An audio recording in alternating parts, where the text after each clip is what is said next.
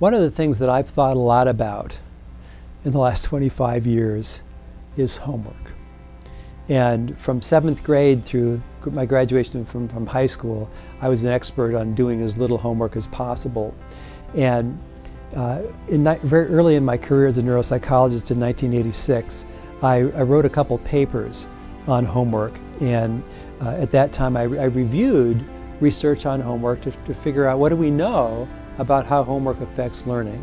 And I was dumbfounded in 1986 to learn that in elementary school, in 60 years of studying this question, nobody has been able to demonstrate that there's any connection between how much homework a kid does and how much they learn in elementary school. And in middle school kids, you start to see some correlation between homework and learning. But beyond an hour and a half, it's either a wash with no further benefit, or it starts to get counterproductive, where kids actually learn less. In high school, you see a correlation up to close to 2 hours. After that, it's either a wash or counterproductive. Now, this idea that homework doesn't contribute to learning for young children, from my point of view as a neuropsychologist, it makes complete brain sense in that if you're trying to learn when you're tired, or you're trying to learn when you're stressed, your brain just doesn't work very well. The two major points I want to make in this little video about homework are number one, that there's absolutely no justification for excessive homework for kids. That's the first point. The second point is, for parents, is don't fight with your kid over homework. I'm not opposed to homework. In fact, I don't want kids coming home and watching TV or playing video games the rest of the day and evening. But I do think that we want to protect them from homework that's excessive. And we want to do that in part by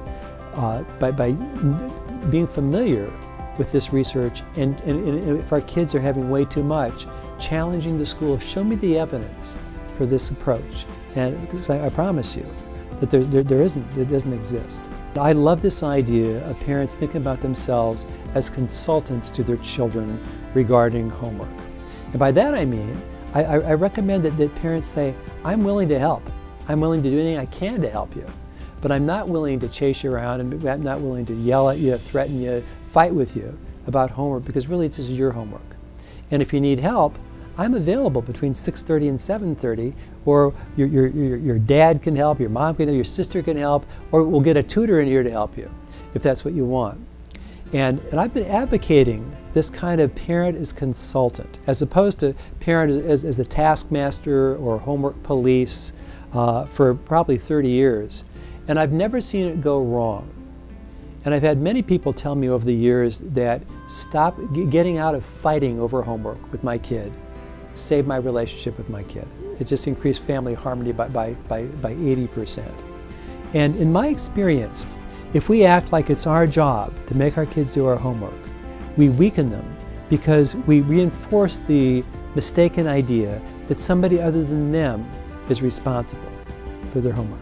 Now, I see all manner of kids who have learning disabilities or ADHD or a lot of anxiety around schoolwork, and they need help. And again, I'm not saying that we don't help.